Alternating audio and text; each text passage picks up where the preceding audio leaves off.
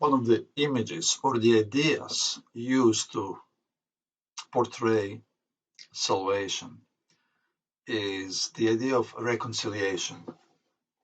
Reconciliation means making peace, and it's used in the scriptures talking about peace between Jews and Gentiles, peace between spouses in marriage, that sort of stuff. But it's also used to portray peace being made between humans and God. Now, there are only 4 passages in the New Testament that speak specifically of reconciliation between humanity and God. Just 4 verses, and we'll have a look at them at this time. Ephesians 2:16 says, "And that he might reconcile them both to God in one body through the cross, thereby putting to death the enmity." And he's talking here to those who are near and those who are far, in other words, to the Jews and the Gentiles. And he says that through the cross, God has reconciled to himself both Jews and Gentiles. So it's universal reconciliation. It's for the whole world, for the whole humankind. Everybody is included in this reconciliation. Now, when you have a look at all the 4 passages, the only 4 passages speaking of reconciliation of humankind and God, what you will notice is that all 4 passages speak about humankind being reconciled to God, us being reconciled to God. It never says that God is being reconciled to us, not a single time. All this, every case says that we have been reconciled to God. None of them says that God has been reconciled to us or that God needs to be reconciled to us. But we need to be reconciled to God. And the Apostle Paul invites us as the ambassadors of peace to be reconciled to God. So, that he might reconcile them both, Jews and Gentiles, to God in one body, in Jesus Christ, through the cross. Then you have the text in Colossians. So the text in Ephesians clearly says this is not just for the Jews, the Israel, God's people. This is for the entire humankind, every single human being on this planet. Now, when you read Paul's statement in Colossians, it's really even more involving, and you get bigger and wider picture here. It says Colossians 1:20, "And by him," that is Christ, "and by him to reconcile all things to himself," by him, by Christ, whether things on earth or things in heaven, having made peace through the blood of his cross. Now, in Ephesians 2:16,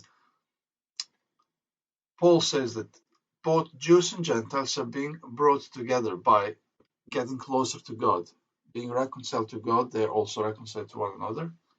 They're all being reconciled to God, the entire humankind. But now, so he's speaking in Ephesians about reconciliation of Jews and Gentiles, bringing them together through Christ, through God. But in Colossians, he's speaking about the earth and the heavens being reconciled together and being brought together to God through Christ, earth and heaven. Now, what does this mean? Well, it's difficult really to, speaking for our human earthly perspective, to understand what is happening in the heavenly realm, in the spiritual realm, in the celestial dimension. But there is something going on there, and I may do one presentation speaking strictly about the cosmic aspect of the cross, how the cross of Christ has affected not the humankind but the rest of the universe. Because Paul does speak about it, and on more than one occasion he speaks about cross affecting the realm beyond this planet Earth and humankind. So Ephesians tells us about Jews and Gentiles being reconciled to God, and they've been brought together by being reconciled to God in Christ. Colossians says that The earth and the heaven are being brought together as they're being reconciled to God through Christ on the cross. So there is something massive going on the cross, rather than simple daily normal execution on the cross by the Romans. That's been happening by dozens every day, all over the place. That was just a standard issue. There's something much more going on there on the cross as Christ was hanging. He was bringing everybody, everything together, all things somehow. It was a powerful act that Christ has performed on the cross. Now, Romans 5:10, it says, "For if, when we were enemies, we were reconciled to God through the death of his Son, much more, having been reconciled, we shall be saved by his life." Now, Paul says clearly that we were enemies of God, all of us. He was the enemy of God, Jewish people, Gentiles, we all enemies of God. But again, he doesn't say that God was our enemy. None of these texts speak about God being reconciled to us, God being our enemy. They all speak about us being in enmity with God, in our nature, in our lives, in our entire beings. We are being enemies of God. We are being in enmity with God, and we are the ones who are being reconciled back to God. And the last text in 2 Corinthians 5:18-19, it says this: "Now, all things are of God, who has reconciled us to himself." Again, he didn't reconcile himself to us, but he has reconciled us to himself. Yet again, I emphasize, not once in the New Testament we are told that God needs to be reconciled to us, that he is our enemy. It says that we are his enemies. That's our attitude towards him, and we need to be reconciled to him. Now, all things are of God, who has reconciled us to himself through Jesus Christ. So Jesus Christ is the key. There's no way above him, below him, around him. He is the way. He is the gate. He is the way, the truth, and the life. There is no other way. For us as individuals, as humankind, as this earth, the heavens, the entire universe, there is no other way to move things forward but through Christ. Continue to read. Now all things are of God, who has reconciled us to himself through Jesus Christ, and has given us the ministry of reconciliation. The ministry of making peace. What kind of peace? Well, this is what Paul's message was to the people he was speaking to about Christ. Be reconciled to God. Make peace with God. Make peace with God. Giving us the ministry of reconciliation. That is, that God was in Christ reconciling the world to himself, not imputing their trespasses to them. And he has committed to us the word of reconciliation. Now, this is really the key text that's incredible, really. God was in Christ reconciling the world to himself. This is what was happening on the cross.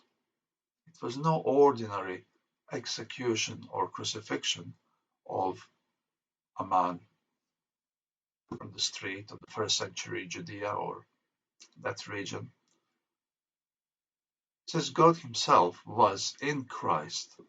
God himself was in Christ on the cross. How? Because Christ himself is God. He's man, but he is God. He is the mystery of God and man being joined together. That is really how God and man are being brought together ultimately, initially, in Christ himself, in his own body, because in his own body, God and man are being held together. And through him, everything else is being brought back into harmony with God eventually. God was in Christ reconciling the world to himself. On the cross, we have God himself, the creator of the heavens and the earth, being crucified. On some level, what dimension we cannot comprehend. We can understand Christ's humanity. He was just like us. We can talk about it, but his divinity we cannot understand. We cannot understand God and who he is. That is the mystery of incarnation, of who Christ is. But this is what God has done for us on the cross. In Christ, God himself on the cross, the entire universe is ultimately going to be brought together into the state of peace and harmony and unity with God. All will be one through Christ.